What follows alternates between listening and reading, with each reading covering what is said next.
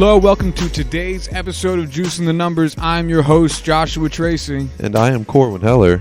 And today is our stats episode, and we got kind of a small smattering of topics, and a little bit is going to be on the fly. I'm springing this on you, Corwin, but a little bit of this is going to be on the fly. I mean, when isn't it on the fly? Yeah, that's a good comeback. I have no retort for that.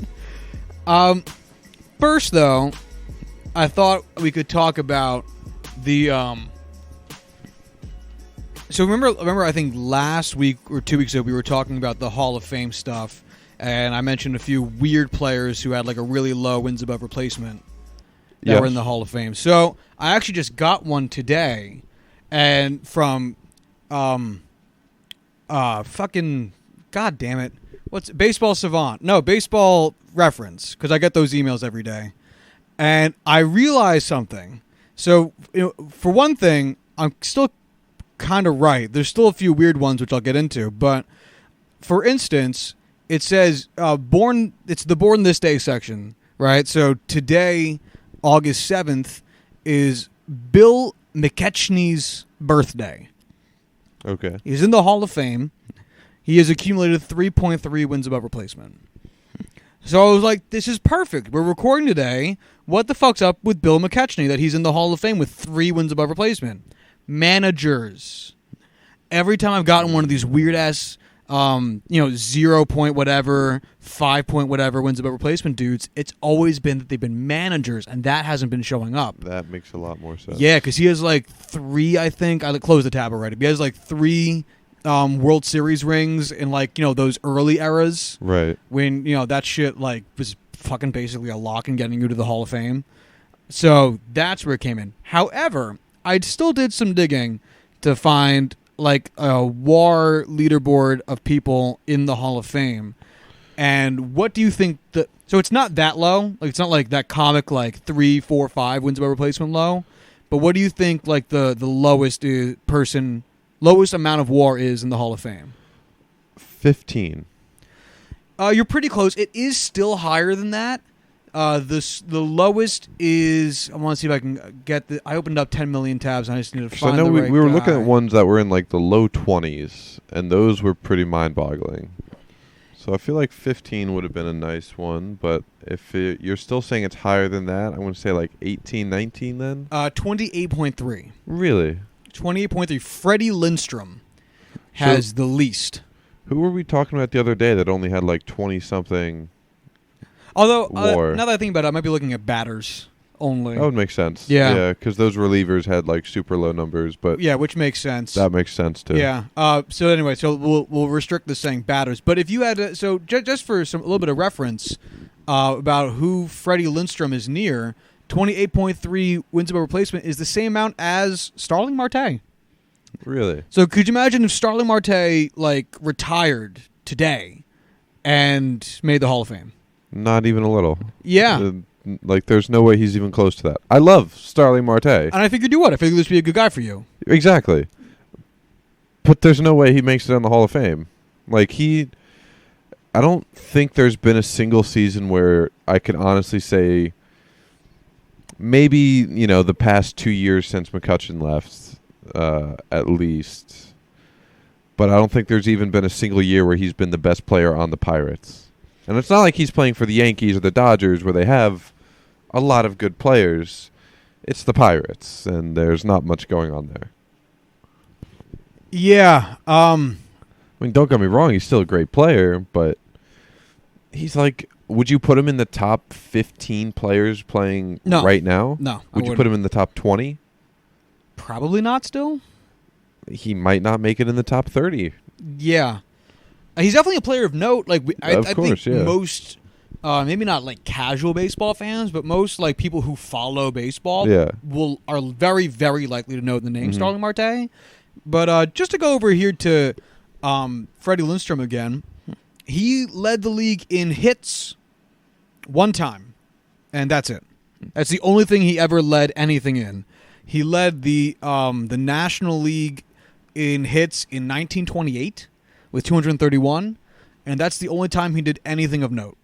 He has no accolades. That same year, So like 1928. no All-Stars, no. Oh, well, this nothing. predates the All-Star game that's because I think true, it that's started true. in like 32 Yeah. or 36 or some shit. But that same year, 1928, he had a second place MVP finish, and in 1926, he had a ninth place MVP finish, and that's literally it. Yeah. 13 seasons, most of which were with the Giants, and then the 2 years with Pittsburgh, a year with Chicago, and a year with Brooklyn, and then he retired. Lifetime 1,747 hits, 103 home runs, a 311 batting average, an OPS of 800, which is an OPS plus for his time frame of 110. He's nothing of note. He's a dude who would be like a great hitter on your team. Yeah. Like, he's like, this is a guy who's going to like get us some RBIs, and this is a guy that's going to like be a good like, I don't know, somewhere in between 1 through 4 hitter since he's batting over 310 and can get a bunch of singles. He's DJ LeMahieu. That's exactly who I was just Yeah, thinking of. he's- I was just gonna say he reminds me of DJ LeMahieu completely. Yeah. So there you go. There's a few other dudes I found who are all around the 30s, like Jesse Haynes has 32 WAR. He's in the Hall of Fame. Ross Youngs, he has 32 WAR. He's in the Hall of Fame. I love this name. Chick Haffey is in the Hall of Fame with 30.1. He's got the second fewest. But yeah, just thought I'd follow up with that. I wonder if we restricted this to the modern era, like the very, Oh damn! Yeah, we're experiencing quite a bit of thunder over here. So if you hear that, it's the end of times, and we're just embracing it. But anyway, continue. So I wonder if we restrict this back to like 1960 on, 1950 on, whatever it is, what the lowest WAR would be. Because I feel like those really old time frames, I don't know the terminology I'm looking for, but basically those really old age players from back in 18-3, it's just so weighted differently about this that, yeah, I really lost all train of thought. Yeah, well, on no, that. you're probably right because, like I said, a lot of this probably comes from the Veterans Committee adding just a bunch of people that they had played with that were like their friends, that were like all decent enough players, but no one really worth noting Right. in the annals of baseball history. Like the fact that none of us have I think it'd be pretty tough to find someone who really knows the history of Chick Haffey. You know what I mean? Those would be some weird people that would know that. Yeah, there's someone out there who might be related to him that knows it, but I don't care. I don't care. Yeah. As I said, this is a smattering of just different little stats topics. So the next one I thought would be interesting. That I was just going through Baseball Reference and wanted to find something that I thought. Really, the honest answer is I haven't been on Baseball Reference in a while. I've been spending a lot of time on Baseball Savant, which I do have more stuff with today. But I thought I would look at active leaders in D-WAR. That's defensive WAR. Ooh. Give me a few names you think are going to appear on this list. So like career WAR? Or- Yes, okay. and only active players. So Chapman won't be there. I think Andrelton Simmons is going to be number 1 on this list. He is, very much so. I feel like Arenado might be up there. But He's I number don't- 9. Okay. Defensive WAR. I feel like Mike Trout. No, because he struggled with defense early on in his career. Yeah, I have the top 26 in front of me, and I don't Yeah. see his name. Let's see. Who are like really good defenders? I don't know. So number 1 is Andrelton Simmons. Yeah. He has 26.5 D-WAR. Which is fucking insane. Well, what's honestly just as insane to me is that number 2 is Yadi Molina, and he Yeah. has 24.9. Really? Yeah, so they're only off by 1.6 D-WAR, and then it's a big drop-off. Then it drops down to 18.4 for Ian Kinsler. Sure. Number 4, even though he has not played any significant amount of time in the last 3 seasons, Troy Tulowitzki. Wow. Yeah, Troy Tulowitzki, technically still active, at least in Baseball Reference's database, even though he just announced his retirement Yeah. a couple weeks ago. 18 Sorry, 16.8 DWAR, just ahead of Lorenzo Cain at number 5, 15.6. That's pretty crazy that he was that good for that short period of time that he's still up there on that list. Yeah, it really fucking shows just how well-rounded of a ball player he was. Because, like I said, I think he played around a dozen games for the Yankees this year. Actually, I can just pull up his page, but I don't think he played. I want to say at all last season. Did he? Did he hit? I don't even remember. I'm gonna let this page load up so I can tell you more accurately. But all right. So this year with the Yankees, he played 5 games. Last year, he didn't play at all with Toronto, and then the year before that, 2017, he played 66 games. Yeah, that's so. In the last 3 years combined, he's played 71 games in 3 total years. Which is whack. But if you take into account he debuted in 2006. Wow, it feels so much more recent than that. Yeah, I know. Wow. Okay. I was gonna say I never would have guessed that. Fuck no. Yeah. So 2006 to 2016, which I guess is still 10 years, which again I just wouldn't have fucking thought of. He was the second most productive defensive shortstop behind Andrelton Simmons. Yeah, and it's not like he's I don't want to say black hole, but he's not the hole that Andrelton Simmons is in the offensive lineup. He was one of the best hitting shortstops in the league too. Yeah. There's a few other interesting names that appear on this list. So Lorenzo Cain's number 5. Number 6 is a tie between Kevin Kiermaier and Russell Martin. All right. Interesting addition to the list. Okay. Number 8, similar story kind of with Ian Kinsler. Number 8 is not Ian Kinsler, Troy Tulowitzki. Dustin Pedroia. Really? Although he has also not played any significant amount of games in the last 3 years. I'm pretty sure he's announced that he's done too. I don't think he has. I think he's just kind of... He's just teetering on the edge. Yeah, I think... Honestly, you know what I think he is? I think he's just collecting his paychecks. I think he wants to play, of course. Yeah. But I also think that, because once you retire, you forfeit the remainder of your income, or the remainder of your contract. Right. But if you keep, quote-unquote, trying to come back, you keep getting paid. And... So fuck it, he has the best medical attention for free, basically, and he's getting paid the millions of dollars the Red Sox are paying him. So, why not? Huh. That's pretty cool. But yeah, so he's on this list. Number 9 is Arenado, and then number 10. If you gave me 100 guesses, would never guess this name. Brandon Crawford. Yeah, I never would have guessed that. Yeah, I honestly, half the time, I forget what position does Brandon Crawford play. Shortstop. Is that true? Yes. I was going to say first base. Really? I have no idea. No, I don't care. Shortstop. He's a shortstop. Brandon Belt's their first baseman. Brandon Bell. Oh, yeah. Belt. Yeah. Well, does it matter? No. I don't know why, but those Giants teams are just really memorable to me. I know Belt played first, Panic was second, Crawford at short. I don't remember who their third baseman was back. Pablo Sandoval. That's who it is now. But yeah, that's who it was too. Was it really? Still? Yeah, because then he got traded to the Red Sox, he signed that free agent contract with the Red Sox, and then he was just a hot pile of shit with them. And then released and signed. Yeah, got DFA'd, and the Giants just picked him back up and signed him to a league minimum because the Red Sox are still paying his contract, and it was Pablo Sandoval. Huh? Now I know. Yeah, fucking go figure. And those are fun teams. There's a lot of interesting names on this list. Brett Gardner comes in at number 12, which is beautiful. I love that. Yeah. I love Brett Gardner. Mookie Betts is actually higher up on here than you would think. He's number 22. I'm trying to find any weird... Kevin Pillar is shockingly low, 33. But yeah, I don't know. I thought this was kind of neat. Give me a name, because now I'm just kind of curious. A name. Let's go... Who's a really good... Actually, you know what's really interesting? I'm gonna Bogart for a second. Jackie Bradley Jr. has over 2 fewer WAR than Kevin Pillar in the same amount of seasons. And I kind of picture those two dudes as being the same level of outfielder, if not favoring Jackie Bradley Jr. I would say it would favor Jackie Bradley Jr. And yet...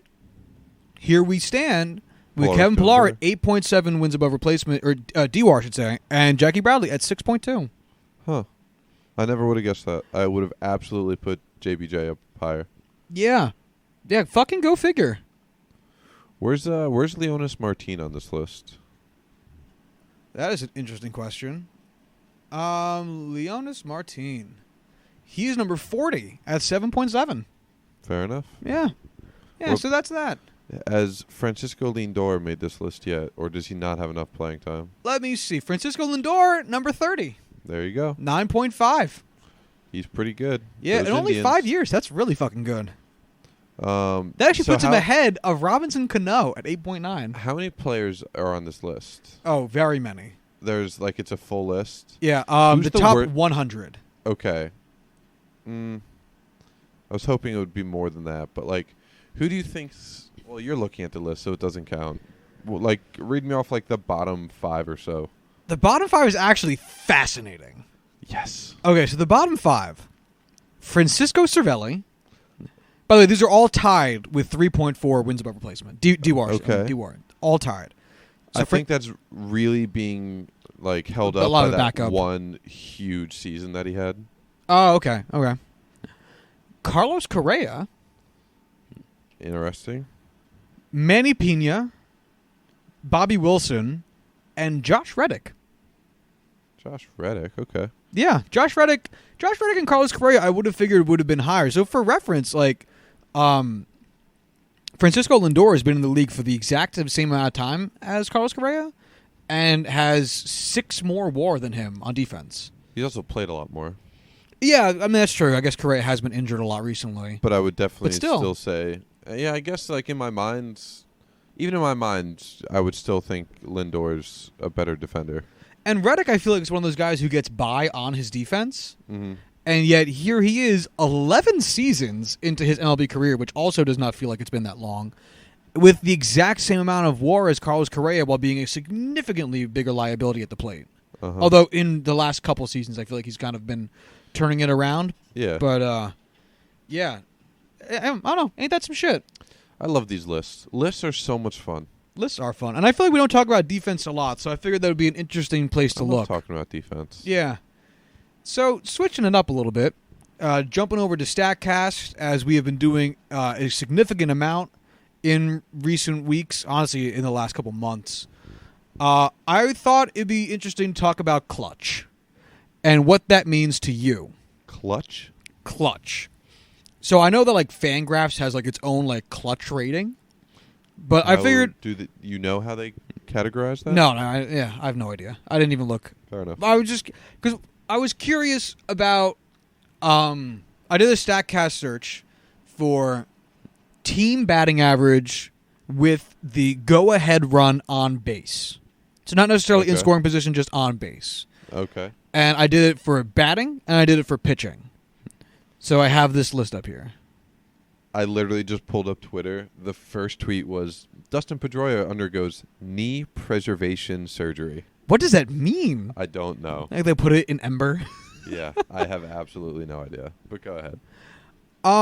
So I don't know. I thought we could talk about these because in my mind, this is a good indication of quote unquote clutch for offense and defense.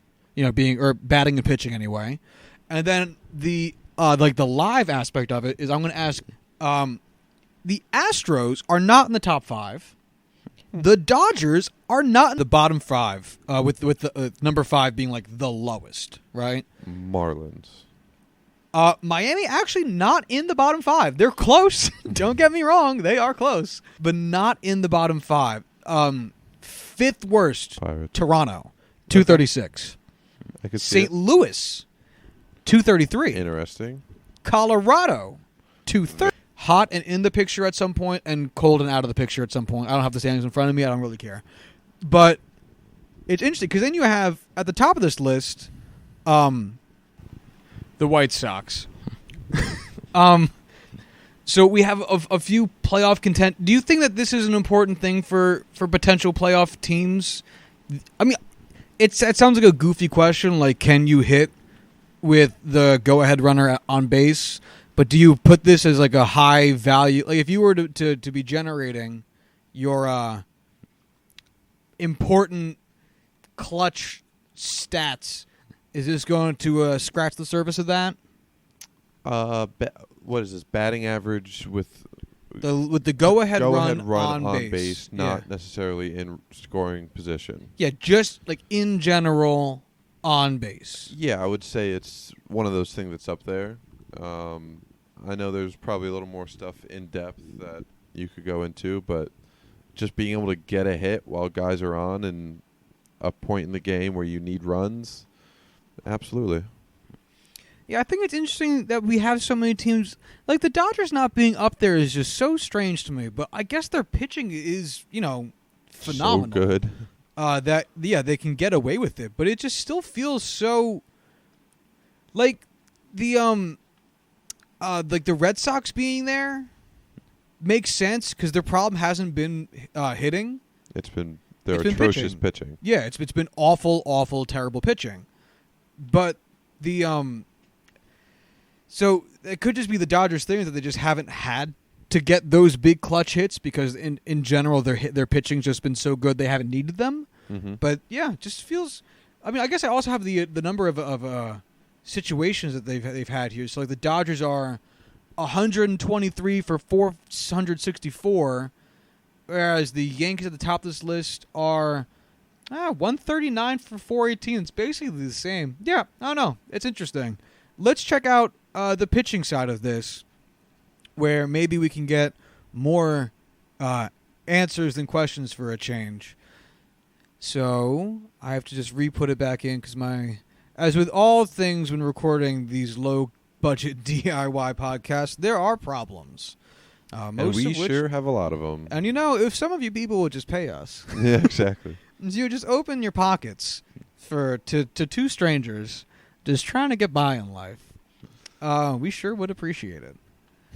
But anyway, who in your mind do you see near the top of this list for the pitching side of it? So, give me like who do you think has the lowest pitching batting average with runners on base? The go-ahead runner on base. I'd have to say the Astros. Man, who else has really great pitching staffs? I don't know. I know the Astros are going to be top 5. Hopefully, hopefully they're going to be there. The Rays, I think, are probably going to be pretty high. I don't know. Let's find out. Okay, so. Let's start, I guess, with lowest batting average then, since that's where you went with this, you foolish man. The Red Sox, the Astros are in the top 5 in terms of lowest batting average with runners on the go-ahead runner on base as a pitching staff, which is good. Ooh, the lowest is fascinating. The Cubs. Why? The Cubs have allowed a 220 batting average with the go-ahead runner on base, which is hilarious because I don't watch Cubs games, but I've heard their fans complain about their atrocious bullpen. It's not been great this year. Yeah, and I'm willing to believe it without looking at it right now because I'm just, not going to. But fucking A, man, yeah. Second place is St. Louis, where we just saw them being atrocious at hitting with the go-ahead runner on base. They've apparently been astonishingly good at pitching with the go-ahead runner on base at 231 batting average allowed. Houston then comes in at number 3, tied with Atlanta at 237. Yeah, I see Atlanta. And then rounding out our top 5 is the San Diego Padres at 240. There you go. Just behind them is Oakland, New York Mets, Midnight. Miami, New York Rangers, New York Yankees, and the Dodgers. Where do the Rays fall into? So the Rays are actually really bad at this. The Rays are coming at the 9th worst. Wow. Yeah, they have allowed a 276 batting average with the go-ahead run on base. So they have been, at least from what we can deduce from doing this, decently unclutch in their pitching. The worst teams, the bottom 5, are the Texas Rangers, have allowed a .292 batting average with the go-ahead run on base, tied with the Kansas City Royals. Wow, I'm so surprised. Yeah, really shocking. This one's really going to knock your boots off here. Number 3, the Baltimore Orioles. What? Yeah, they have allowed a .294 batting average with a go-ahead runner on base. Number 2 actually is kind of surprising, but not like that much. It's the Los Angeles Angels. They have allowed a .295 batting average with the go-ahead runner on base. So now, I'm not going to sit here and tell you that like the Rangers... God damn it. I don't know why I keep saying that. The Angels' pitching is good because the Angels' pitching, as we have remarked many times, is not good. But I didn't think it was... I don't know. I know this isn't like a super common or like, wow, their whole entire pitching staff is garbage based on this one stat kind of deal. But you wouldn't picture... These other 4 teams you can very reasonably picture being at the bottom of a like how good is your pitching staff metric list. The Angels I didn't think were quite there, but here we are. Do you know any of their ace pitchers right now? Like for the Angels? I know they still have fucking not Tyler Skaggs. Wow, that they made definitely me sad. don't have Tyler Skaggs. That made me really sad. Yeah. Oh wow, I can't think of a single one of the pitchers. Joaquim Soria, right? He's there, right? Yeah, I mean, don't know how much I would consider him, being a good pitcher, but I'm just trying to name pitchers. He at this exists. Point. Andrew Heaney, he's there.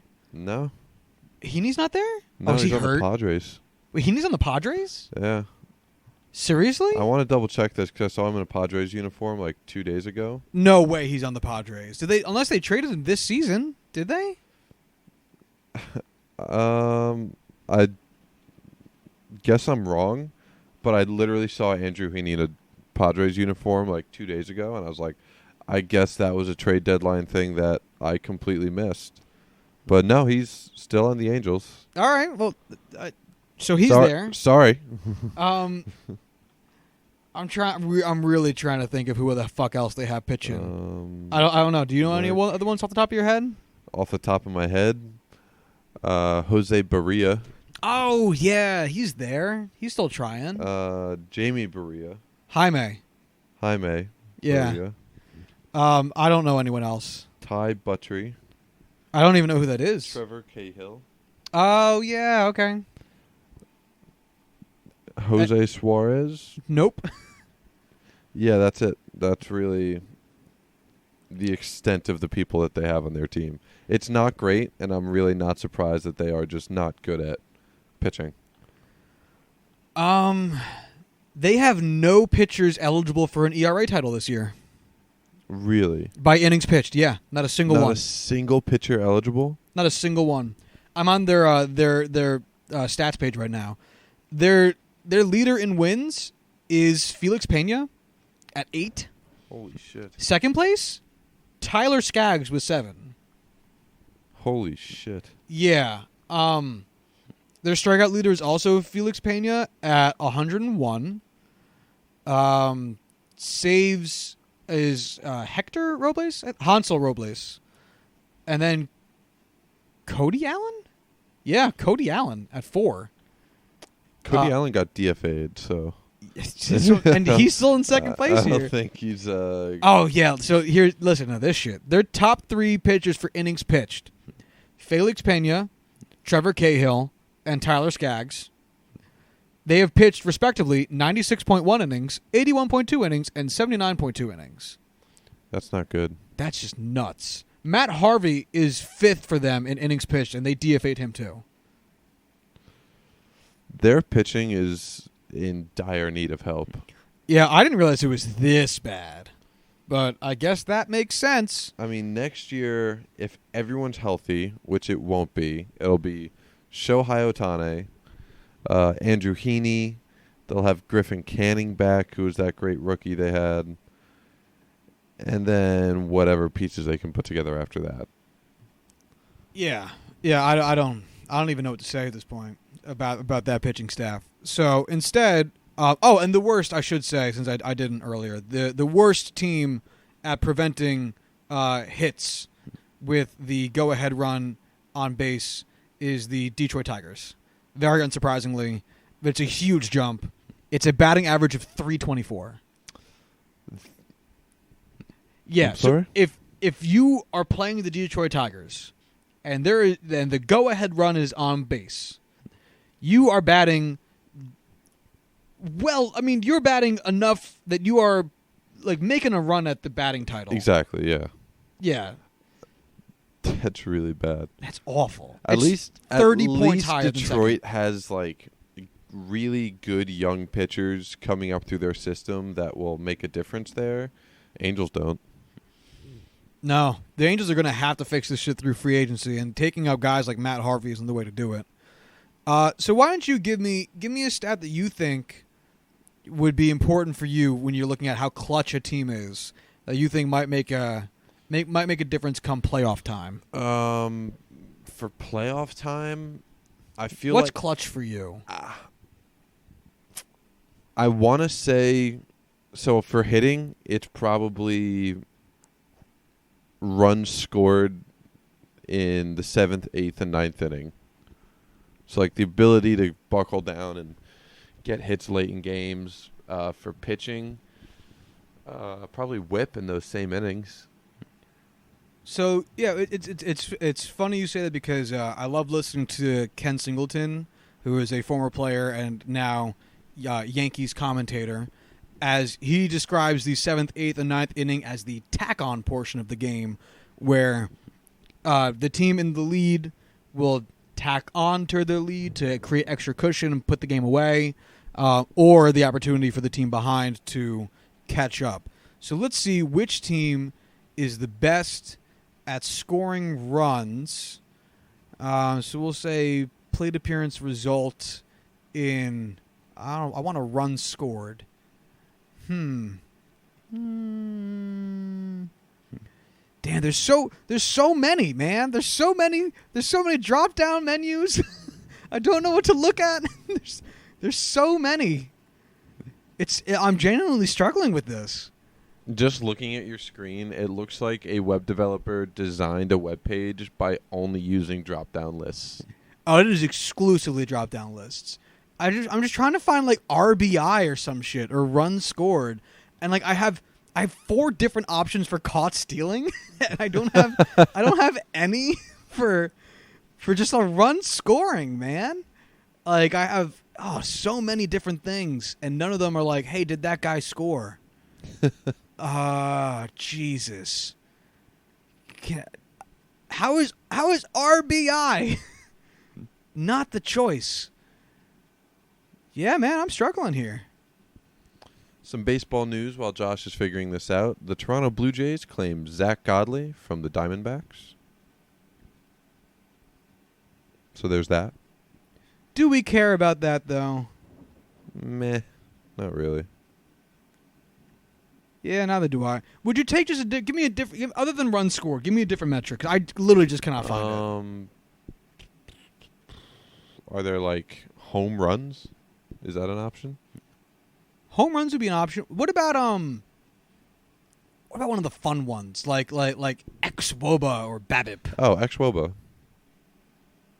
No, actually BABIP. Okay. So we got Team BABIP in the 7th, 8th, or 9th inning of the game. Oh, okay. I can actually do this one. Let's see what we got. Whoa, these are not the teams I was expecting. So the team with the best BABIP in the late innings of the game is the Chicago White Sox again. Seriously? Yeah, they're that 343 BABIP, which is batting average on balls in play. So if you put the ball in play, how often do you reach base? 343. Fucking go figure. Good on them. After that, this shit is rocked. Like, this is owned by the AL East. Second place, Tampa, 340. Third place, Boston, 328. Fourth place, Atlanta, 316. Tied with the Yankees, 316. And then the Texas Rangers at 312. And then Baltimore? What? Baltimore 310. Yeah, go figure. Ain't that some shit? Yo, guess what the worst team in the league is?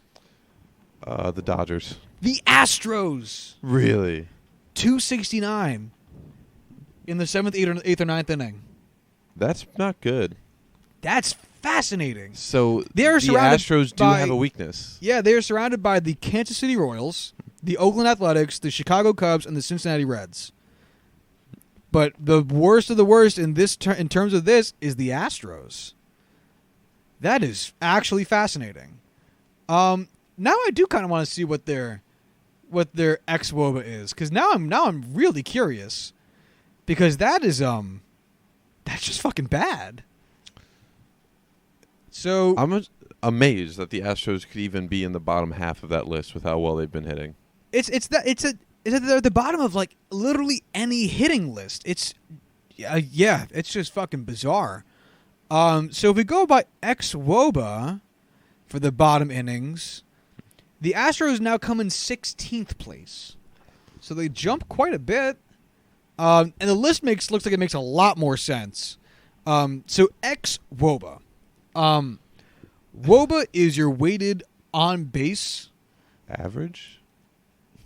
I think the other A is just there to make it sound nicer. I think it's Fair just enough. weighted on base percentage. Fair enough. But I could look it up. I'm not going to. I'll look it up while you explain it. Ex-WOBA, anytime you see X anything, XBA for X batting average, or like XFIP, it all stands for expected. And basically they take like a bunch of the advanced metrics like the launch angle and the exit velocity of your hit, which direction you hit it to. Expected weighted on base average. It is average. All right, cool. All of those compile into so what percentage of left field batted balls at higher than at 95 miles an hour with a launch angle of 12 degrees, out of all those batted ball types, how often did the person who hit that get on base? And that's going to be compiled into X. Well, that'd be X batting average, but you see my point here. They'll take a lot of those, including stuff like errors, walks, hit by pitches, fielder choices, stuff like anything that would get you on base, and just what the expected result of whatever you did, kind of as an average, as a percentage. So the bottom of this list looks way more normal. Way more normal. The bottom 5 teams are Detroit, Baltimore, Seattle, San Diego, and Kansas City. Yeah, San Diego's the surprising one there, obviously, but the rest are all fitting right in at home where they're meant to be. Yeah, just missing out on being in the bottom 5 at number 6 is Miami, San Francisco, Cincinnati, Pittsburgh. Teams we expect to be down there, even though I know you're sad about Pittsburgh. We are 4-20 since the All-Star break. I am not surprised to see us at the bottom of lists. The top 10 is interesting in its order, but not interesting in terms of the teams that are there. Fair enough. So the best team by ex-WOBA for the bottom 3 innings, Atlanta at 340, tied with Minnesota at 340. Then third is the Dodgers, then Oakland, then Boston, then Washington, Milwaukee, Tampa Bay, the Angels, and then the Yankees at number 10. You want to know why the Angels are that high? Mike Trout. Exactly. Yeah, it's Mike Trout. It's always Mike Trout. But this man is good. I feel like if I gave you those in like a different order, it'd be like the least interesting list in the world. But like Oakland being that high is actually pretty cool. Washington being that high is pretty cool. The fact that Atlanta's on top of that list, I think, is fascinating. Yeah. Do you know? So I have the list of WOBA leaders, ex-WOBA leaders in front of me. Just shout out some names. Mike Trout. Mike Trout's number 1. Yeah. Christian Yelich. Yep. Cody Bellinger. Yep. Who else? Xander Bogaerts. Xander Bogaerts is not. He is. Oh, so you're scrolling down. He is 58. Okay. Let me think of some more people who have been. Nolan Arenado. Nolan Arenado. Out of the top 10, though? Yeah. Very All right, much we'll just out keep of it the at top that. 10. Damn, who else has been killing it this year? I don't want to mention any Yankees because I feel like there's not going to be any there. Any Yankees in the top 10? Yes. Oh, DJ LeMahieu? Nope. Actually, I think there's 2 Yankees in the top 10. One of them is DJ LeMahieu. Aaron Judge. Aaron Judge is 7. Actually, he's the only Yankee. D.G. LeMahieu is 31. Oh, you were a lying sack of shit. So are there two Yankees in the top 10 or one? There's one. Okay, it was Aaron Judge. Yes. Okay. Yeah, give me the full top 10. Mike Trout. Yep. With 464. Oh my God. Cody Bellinger with 451. Nelson Cruz with 440. Oh, interesting. Christian Yelich with 433. Anthony Rendon with 430. That makes sense. And then Yordan Alvarez at number 6 with Yordan 413. Alvarez. Then Aaron Judge, J.D. Martinez, George Springer, and Freddie Freeman rounding out the top 10. Would never pick Freeman to be in this list. I will give you $1,000 cash right now if you can tell me who number 11 is. Give me a division. National League East. Oh God, that hurt my chances of getting this by so much. Mm-hmm. So, Jeff McNeil. It is not Jeff McNeil. Damn it! Who is it? Howie Kendrick. Really? Yeah. Really? Yeah. I knew he was having like a surprisingly good year for the Nationals, but damn, really? Number 12 is also in the NL East. Same bet, $1,000 cash if you can guess who it is. All right, I feel like you need to narrow it down further for me now. What team? The Mets. Is it Jeff McNeil? It is not Jeff McNeil. Pete Alonso. It is not Pete Alonso. Brandon J.D. Nimmo. Davis. J.D. Really? Yeah, Pete Alonso is 17. That is fascinating. I don't get it, but yeah. Go for it. So in line with things that are interesting, and we're probably going to wrap it up here today because we wanted to keep this one a little bit short and sweet. I thought it might be interesting just to see what the longest hit out of the year has been. Okay. Give me some ideas. Give me some guesses on distance. Like, what's the longest hit ball for an out this year? 485. That's way longer than anything on. What park, Corwin? What park has a distance anywhere in it of 485 feet? I thought you meant literally hit out of the park, not no, and out. No, and out. The longest hit ball for and out. Oh, yeah. Fucking, I don't know. 402? 402 wouldn't even crack the top 20. Really? Yeah. So it's no 485. But the farthest hit ball for an out was 427 feet. How? I have no idea. So Detroit had the home. Were they playing in the Polo Grounds? They were playing in Detroit. So pretty much all of these looking. Wow, the Twins just turned another triple play. That's amazing. Seriously? Yeah, it's like their second of the season because the first one was against the Yankees. I believe it was the first one anyway. Detroit Tigers Stadium. I feel like I need to see how big their center field is because all of these are pretty much hit to center field, and obviously, that makes sense. Like, center field in most ballparks is the biggest part of the ballpark.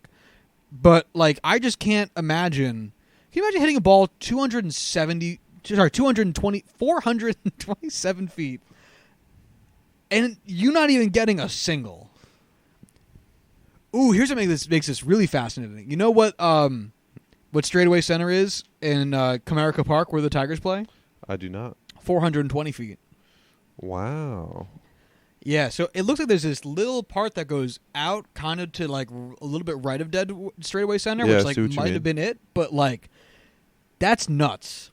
How I would take my bat and destroy many things if that were me. So it was by Brandon Drury of Toronto. He hit the ball 103.6 miles an hour at 26-degree launch angle. Its estimated batting average, you might ask, 905. Yeah. Which means out of 1,000 batted balls, 905 of them are going to be a hit. Not even an extra base hit, just a hit. Yeah. And this dude got it taken away at 427 feet. Fucking A, man. Who was the guy that caught it? Byron Buxton? Whoever played Jacoby Jones. Jacoby Jones, all right. Second, I'm just going to do the top three here because these are I just think this is fascinating, especially because of this one. The second farthest hit ball for an out, 424 feet. Okay. By Trevor Story, in Colorado. Okay. He hit the ball 98.5 miles an hour, a 36-degree launch angle, estimated batting average. 923. 226. What? So I'm assuming it has to be a positioning thing. Like, it has to be. Because he smoked... smoke might be a strong word. He hit the ball pretty fucking hard at 98.5 miles an hour. And he hit it 424 feet. Which is not like he hit it like 330 just really hard and went straight to somebody. Right. So it must be like based on the shift that was employed in the outfield or some shit. Because the estimated batting average... You can't shift somebody on top of the outfield wall. I know. But here we stand at it being 226. Man, baseball's fucking weird. And the last one I'll give is, for anyone curious, Trevor Story's flyout was to Nick Senzel Ooh, love of Nick. the Phillies. And the last one is another one coming in Detroit, Brandon Dixon. Sure. Yeah, I forget what team he plays for. I don't think it really matters.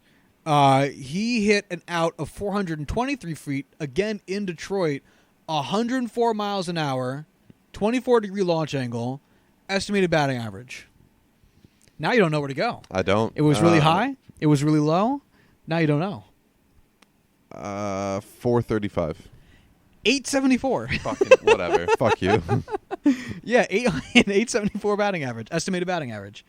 Those are the three longest hit outs, flyouts of the year. What's the shortest? Let's take a peek. 7 feet. That's actually longer than I would have thought.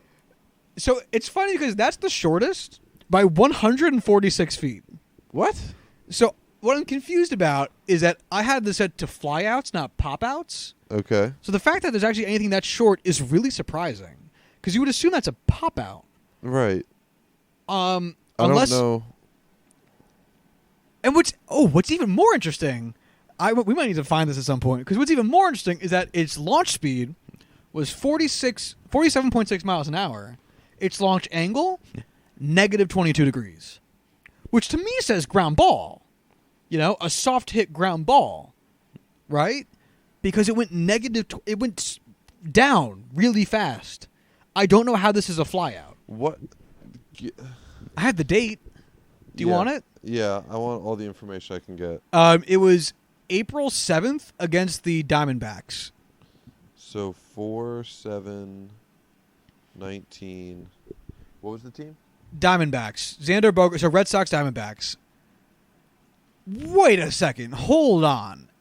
Xander Bogaerts flies out to right fielder Adam Jones in foul territory. But the ball only went 7 feet? Well, I do not understand this at all. Because even if we're to assume that Adam Jones came sprinting towards like home plate where this ball must have been captured, I mean, the fact that it was Adam Jones, who I don't have any more words left. I don't get it, Corwin. Do you have any answers? No, I can't even find it. So it's Red Sox. Yeah, it's Red Sox Diamondbacks on April 7th in Arizona. I don't even know, man. I don't even know. So the Red Sox won 1-0. Okay. That's all I got. There's no video for this that I can find immediately. It was 0-0 at the time this happened. Yeah. I'm trying to find some more information that might help you out with this because I don't know what to say about it other than it's confusing, that's for sure. Yeah. Might just end up digging into this and then coming back at a later date. Just because I don't want to sit here all quiet like. Hold on, I might have the inning for you. Give me 1 second. It was the top of the 6th. Bogaerts 2 outs. Fouled out to right field. Do you see anything? Yeah, it definitely wasn't 7 feet. It was essentially right to first base. That's so weird that it's coming up because this is a StatCast. It sounded like I did math and fucked it up. Like this is coming straight from StatCast. So that's where they caught the out in foul territory. which is directly on first base. And what's weird, so there's two things I found weird about that. One, that Adam Jones caught it because he would have to come in significantly farther than I don't know, Christian Walker would have to go out. And two, the fact they're keeping a track of it at 7 feet. You know, because it's one thing if they were like keeping track of like, I don't know, ball's distance after it left the infield or some shit, and you said it was 7 feet into the outfield. Like I can buy that. It's weird as fuck you would do it that way, but I can buy it. But I mean, we're looking at balls hit 427 feet, so it's clearly not the way they've been keeping track of it. So I'm gonna go ahead and say StatCast just fucked it up. Yeah, I'm with you on that because it makes no fucking sense otherwise. Otherwise, this isn't something that makes any sense at all. Corwin, this is the one time we get to say we're smarter than StatCast. Yeah, fuck you, StatCast. In case you're wondering, though, the next shortest is Carlos Santana at 153 feet, 88 miles per hour off the bat, 67-degree launch angle. It has an estimated batting average of .008. So, yeah. Yep. I didn't know they had those numbers that low. It's funny because the second one, the one right after it, 159 feet from Tony Kemp, 89.3 miles per hour off the bat, 66-degree launch angle, also .008 estimated batting average. Yeah, so there's some really shitty hits here. Baseball is too confusing for simple-minded people like myself. That's okay. We're just figuring it out, you know. Yeah, you're not wrong. Anything else to say before we wrap it up? Anything big happened the past couple days in the world of sports? No. I feel like there was like one big thing that we missed. The trade. Zach Greinke going to the Astros. Yeah, I feel like we may have talked about that. No, because it happened the night after we recorded. Oh, yeah. So that was pretty big. How do you feel about the Astros rotation right now? I don't want to talk about it. It makes me sad. Fair enough. Yeah, I think that should sum it up right there.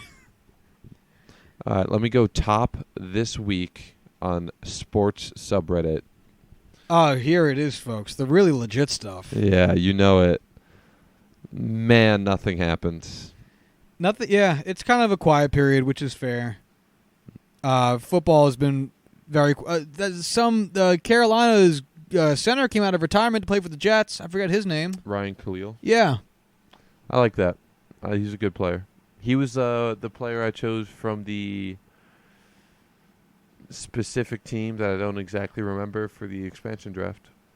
That makes a lot of sense. Yeah. But, yeah, I don't think anything big happened in hockey. I don't think anything big has been happening in basketball. And the Zach Greinke trade is probably the biggest thing in baseball by far. Yeah.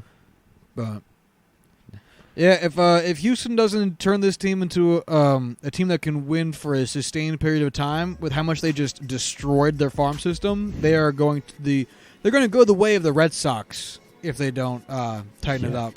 No kidding. Yeah. It's not pretty. Not pretty in Boston right now, which is fine by me. But yeah, so let's just end it there. We can talk more another time. I'm cool with it. All right, if you want to follow the show on Twitter, you can do so at JuicingPod. If you want to hit us up on Gmail, you can do so at juicingthenumbers@gmail.com. And if you want to find the show notes for this episode and all previous episodes, you can do so at juicingthenumbers.wixsite.com/website. And until Monday, y'all have a good one. Bye.